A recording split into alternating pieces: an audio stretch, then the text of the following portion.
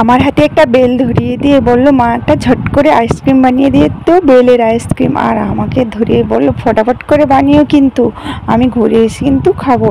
ওকে দাঁড় করিয়ে বললাম, আরে ঘুরে এসে খাবো মানে ঘুরে এসে খালে কি আর বরফ জমে? বরফ কি 1-2 ঘন্টায় হয়ে যায়? দাঁড়া, তোকে বেলের জুস বানিয়ে খাওয়াবো। বেলের জুস আবার হয় নাকি? দাঁড়া না, তোকে বানিয়ে দিচ্ছি। তারপর বেলগুলোকে ভালো করে চারপাশ থেকে ঘুরিয়ে বা বের করে দিলাম। আর খোসাগুলোকে দেখো আরেকজন ভালো করে চেটে চেটে খেয়ে নিচ্ছে। তারপর দেখো এটাকে ভালো করে অল্প চিনি লবণ দিয়ে ভালো করে চটকিয়ে দিলেই রেডি হয়ে যায় বেলের জুস। এবার নে ধর, রেডি বেলের জুস, খেয়ে বল তো কেমন হয়েছে।